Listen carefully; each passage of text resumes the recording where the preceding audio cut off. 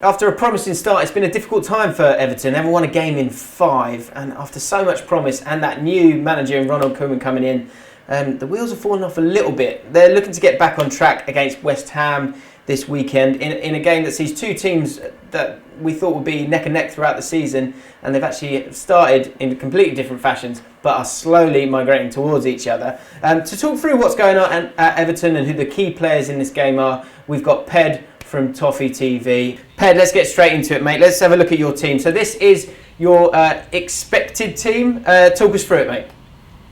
Yeah, I mean, expected is one way of saying it. It's been getting changed quite a bit in the last few weeks, certainly in one position. So Stekelenburg in goal, he's been ever present all season. Right back, Seamus Coleman. He may not be everyone's favourite at the moment, but I'm sure he'll start. Ashley Williams and Phil Jagielka have made a decent partnership. Brian Oviedo's playing left back because of the continued absence of Leighton Baines, who has got hamstring injury problems. In midfield, Gareth Barry and Idrissa Gana Gueye have made a really good partnership in there. That's set in stone pretty much now. In front of them, Ross Barkley, I expect to play because it's at home and we expect to have the ball. He was dropped a couple of weeks ago. These two are pretty interchangeable, Balassi and probably Delafeu, but it might be Morales. You never know. They will start on the left and the right, but they will interchange during the game. And at the very top is, of course, Romelu Lukaku. So this team has been pretty settled, hasn't it, in terms of, I guess you've got a couple of interchangeable ones, but in this team, I think you've got a lot of players who, I think people, and I'd imagine Everton fans, are still not sure if they're really that good or if they used to be good and they're not as good as they used to be. Is that a fair thing to say? That is definitely a fair point. I think one of the things is definitely what's happened since if I was to go back a month ago, don't forget this is an Everton team that hasn't won a Premier League game for 4 games. Last 4 games they haven't won, and there's players now. Is it last 5? Well, it's since Middlesbrough. Yeah, it is since Middlesbrough. They haven't won that. Yeah. Sorry. Yeah, well, it's whichever way you look at it. I'm trying to look at it in the positive way. There's a lot of there's players in there now that you at the beginning of the season you thought they're the ever present. But whether it be due to what Ronald Koeman wants from them, or maybe age catching up with them, fatigue. I mean, there's different players. As I said, Seamus Coleman hasn't really started the season very well. He was injured coming into the season, was rushed back by Ireland for one of the internationals, coming to the Everton side and really hasn't done anything to deserve his place in the team. As was James McCarthy, who's obviously he's not available for this one now because he's injured again. He looks like he's going to be not happy about that, right? No, it looks like he's going to be out for another month again. Ireland rushing him back, him playing a couple of games, but that's their prerogative. Phil Jagielka's another one who, again, he got injured on international duty for England in the last, the last time England were together. He's come back. He's played the last 2 games, Man City and Burnley, and looked really poor in both games. Ross Barkley's another one. He hasn't exactly started the season that well. Fans are starting to ask questions about him, and Morales and Delafeu are both, neither are in good form. So at the moment it's almost like he's swapping them in and out to see if he can get something from either of them, but at the moment they don't seem to be doing themselves any justice. Just to focus on Seamus Coleman just for a little bit longer, because I think a lot of people who don't watch Everton regularly will be like, he's a fantasy football staple. He's the guy you have because he's going to be bombing up and down that pitch. He's going to be putting pressure on the opposition's fullback. He's essentially another winger for you guys. If you look at the West Ham side, they're playing 2 wing backs there. But what you've been able to do in terms of Everton is you've had Baines and you've had Seamus Coleman bombing up and down, working so hard and covering so much ground and being such an attacking threat. So it sounds ridiculous for a lot of people to hear that he's on the verge of getting dropped. I saw Baz's player ratings and he feels like it's close to him getting to that point where he might be dropped. Is there any chance of him being dropped in this game at least?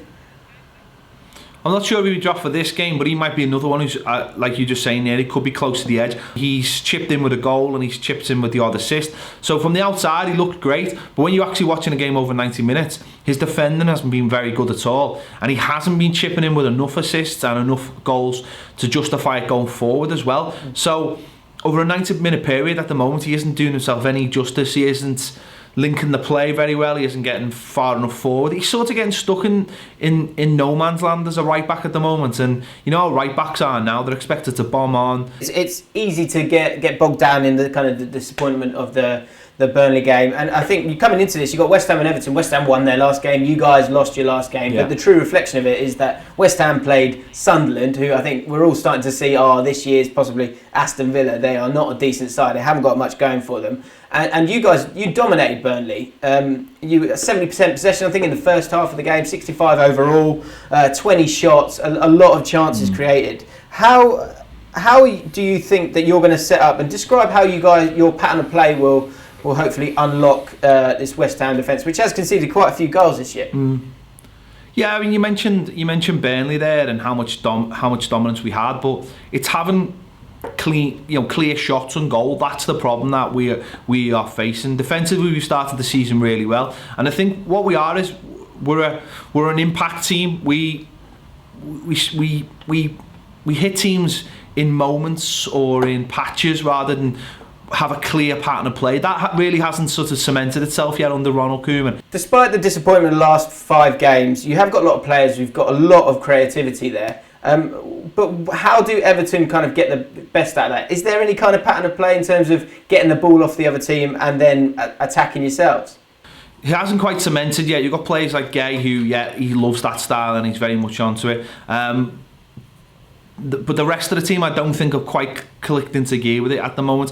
We are very sporadic how we play, and we try and play almost counter-attack football at all times, and I think that makes it difficult because a lot of teams, and you've seen it the weekend, Burnley, they will sit in and they will put men behind the ball, and I think that's really hard for us to break down because we don't have a clever number 10. I know a lot of people probably think Ross Barkley's a clever number 10, but he hasn't been in form for a while, and I don't think he has that. I don't think he has that sort of mentality where he's gonna be able to find a pass through the eye of the needle. In recent weeks, one of the things we've been doing is actually we've been going quite narrow, and we've been creating almost like a diamond in centre midfield with Balassi becoming as a second striker to Romelu Lukaku, and I think that's helped us at times. I think Romelu Lukaku struggles. A lot of people, don't think he's a strong, tough centre forward, but he likes to play in a partnership. And what's been happening in the last couple of weeks is Balassi's been getting really close to him, becoming almost like another central striker and taking a lot of the bumps for him. In Balassi and Delafeu, have you got 2 players who can do both, really? Because I think we saw that last year. There was a lot of assists for Lukaku from Delafeu. Obviously, I guess I would imagine from out wide. And Yannick Balassi the same for Crystal Palace. They just didn't have a striker who could put it away.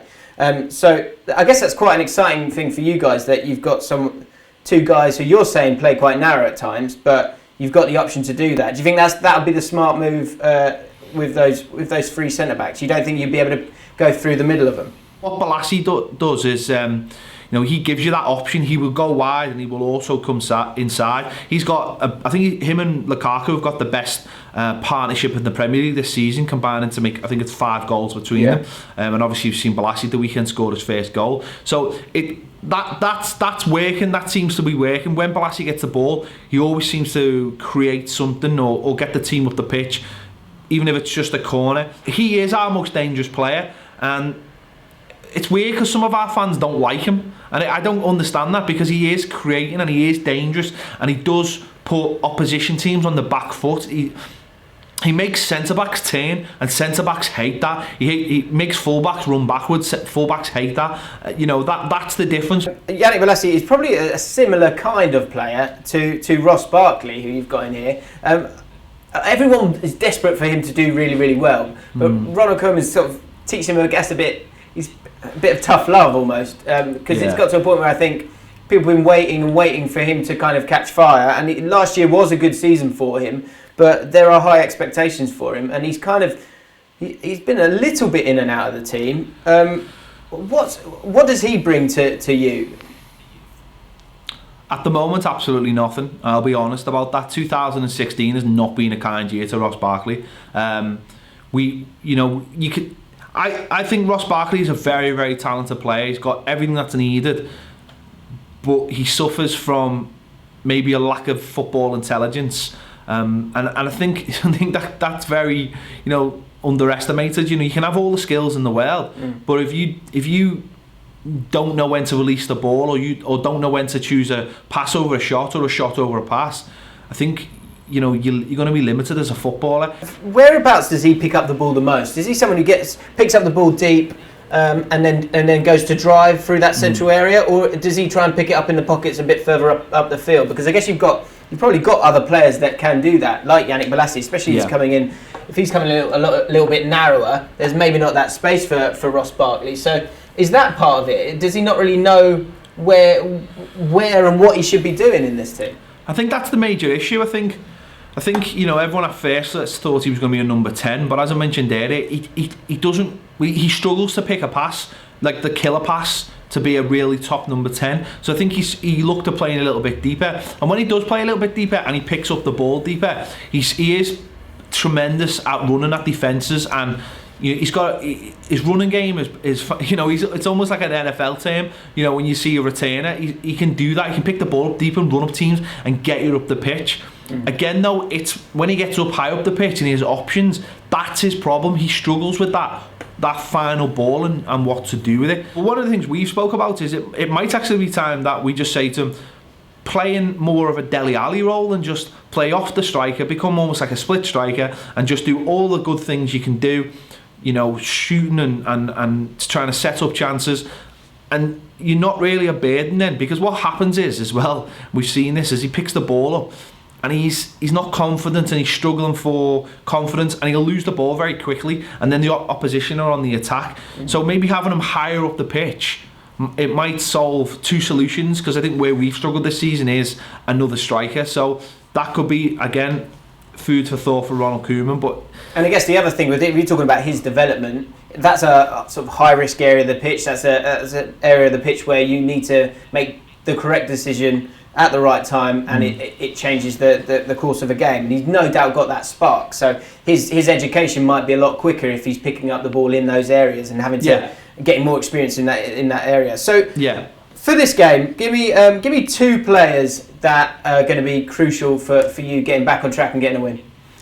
Well, I think I've already mentioned them. Romelu Lukaku. I mean, without his goals last season and so far this season, we'd be absolutely nowhere. We don't have another striker as far as I'm concerned. I mean, we do have other strikers, but we just not anywhere near the level of Romelu Lukaku, or even coming close to the level of Romelu Lukaku. Can he do everything, Lukaku? Like, I think there's always that question about him and I think maybe sometimes it's a little bit harsh. It's because, no disrespect, obviously this is coming from a QPR fan, but because Everton, although a giant club, haven't been in that top six for a while, and we've seen this a million times. That's people like Danny Drinkwater, he should have got in the England squad this year. There's not the respect shown to those players because they're playing for a certain team. Is he world class or not? No, I think he's just off world class, if that makes sense. He's ready to be world class if he wants to be. Whether that be he'd have to play for a Champions League team and develop those extra little fine points, or whether it be how it works out at Everton. I think he does still lack a lot of things. There are a lot of people look at him and think he's big and he's strong and he'll rough defenders up, but he doesn't do that often. He likes the ball in front of him. He likes other players to open space up for him, and when that happens, he can be unstoppable. When he's got his back to the goal and he's isolated, he's not the same player. So it is all about how you set up and how you put players around him. I think he's at his best when he has got someone up with him. You look at the goal he scored against Manchester City. Bolasie gets the ball back to goal with John Stones behind him. He flicks it around the corner, and then suddenly Romelu Lukaku finds himself running towards goal, one-on-one with a defender, and he's really clever in those positions, because what he does is he just uses his sort of base pace. And then when he gets in the box, he puts the afterburners on and he leaves the defender for dead, knowing that the defender can't touch him. Surprisingly with him, it's actually not his hold-up play that sets him apart. It's him when he's got that space to run in behind. He's someone who can really work the channels. Yeah, he is a player who wants that space in front of him to run into. It's almost the he's in the wrong body a bit, isn't he? Yeah, he's a poacher and he's a sprinter. That's why I think at times we get it wrong, and I think this is where we need to go back to having an old-fashioned partner for him, either as a split striker or a real number 10, because as I said earlier, with Bolasie in the last few weeks coming a little bit more central, it's just created that little bit extra space. But when we play 4-3-3, the two wingers play so wide that the centre-backs don't have to worry about those extra players, and the centre-backs can concentrate on Romelu Lukaku, and that is when there's a problem. So he's not someone who'll run all day into the channels for you. He's not one of those kind of players either. He looks lazy at times. I don't think he's lazy. I just think he's selective about running. So, but you know, he has got everything. Don't forget, you look at how many goals he scored. He's still, he's still ahead of some of the top names in the world. What about a player who's maybe a little bit underrated, doesn't get talked about too much for the Everton side, but is a good regular performer who will be important in this game for you? Gay is just. Adrissa Gay has come in and, you know, for 7.1 million has been absolutely fantastic. I think well, certainly until the last couple of weeks he was ahead of the tackles in the league and you know, I think the interceptions. He's so clever at nicking the ball off players. For the last 3 seasons we've had Barry and McCarthy playing as 2 holding centre midfielders who sit in front of the back 4. You don't need those 2 now, you only need 1. And it allows Barry to actually be more of now a ball player. Barry will get the ball now, and Gareth Barry is just a tremendous 7, 8 out of 10 every week. He hardly ever wastes a ball. He always finds himself in space, and I think because he doesn't have to do as much work now as he has done over the last 3 years, he finds those pockets of space, and that allows him to get the ball and start opening up the opposition by playing clever passes into the wingers or into, say, a Ross Barkley who can start looking up, or even into Romelu Lukaku. So Adrissa Gay's opened up the team by meaning we only have to play 1 solid holding midfielder rather than the 2. Yeah, and I think you've got so many players who've got that little spark, that little bit is something special. That's all good, but you need sometimes someone who's literally just going to get it and give it simple and keep the ball moving, and that's what Gareth Barry will do. Like you say, 7 out of 10. It's a really key part of the season now, because we need to stop our slide. West Ham are on a decent little run themselves, and you know, it'll be very, very interesting on Sunday. I can't really call it myself because I think it'll be very close. Yeah. So prediction time, mate. What do you think's going to happen here? I think we might just sneak it 2-1, but that's me heart in my head. I can imagine it'll be a 1-1 draw, because I don't think either team are giving away. I think West Ham have sorted the defence out in the last couple of weeks by changing the system. So I think both teams will want to keep it very, very tight. You know, I think it's more important for us that we get a win. I think West Ham would probably be happy with a point, just to keep that form rolling over. But I think for us, we really need to win. So it'll be an interesting game. We need to push for the win. So my heart says 2-1, my head says 1-1. Okay. And one last thing, Bet Victor are giving away 125 grand now after a rollover last week. Not to do with this game, it's to do with Southampton versus Chelsea. Yeah. If you can choose who scores the first goal and the minute that they score, and you could win 125 grand, and it doesn't even cost you anything to do it. There's a link in the description if you want to give it a go. Ped, if you're going to give it a go, who are you going to go for in that game? I am going to go for Charlie Austin in the 33rd minute. Nice. Good shout. Rangers legend. Queen's Park Rangers legend. Right, so that's it, guys. If you want to see any more previews to this game, or if you're an Everton fan, head over to see more of Ped on TOFFEETV. If you're a West Ham fan, then you might want to go to West Ham Fan TV and check out Nicky's stuff. If you enjoyed the video, give it a like. Let us know who do you think the key players are in this game, who are going to be the weaknesses in this game, and your score predictions in the comments below. Most importantly, make sure you subscribe to Ball Street and join us next week for Talking Tactics.